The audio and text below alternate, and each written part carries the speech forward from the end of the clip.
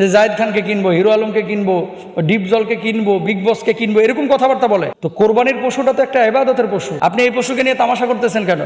আপনি পশুর নাম দিচ্ছেন এরকম নায়কের নাম, নায়িকার নাম, ভারতের স্টারদের নাম, সেলিব্রিটিদের নাম, সম্পূর্ণরূপে হারাম। যারা এই কাজগুলো করে, আপনাদেরকে একটা কথা বলবো, যদি দেখেন কোনো পশুর নাম এরকম নায়ক নায়িকাদের নামের সাথে মিলিয়ে দিচ্ছেন, এই পশুটা কিনবেন না। কারণ কি, এটার ভিতরে রিয়া থাকে। ওই নিউজ চ্যানেলগুলো কিন্তু এর পেছনেই ঘুরে, ওই গরুর পেছনে।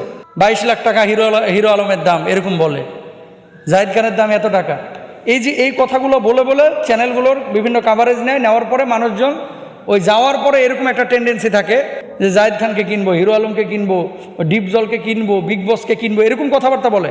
যখন এরকম কোনো টেন্ডেন্সি কারো ভিতরে আসবে, এর ভিতরে রিয়া আসবে, লৌকিকতা আসবে। পশুর নাম বিভিন্ন নায়ক নায়িকা এবং সেলিব্রিটিদের নামের সাথে মিলিয়ে তারপরে পশুর ক্রয় বিক্রয় করা হয়, এগুলো উচিত।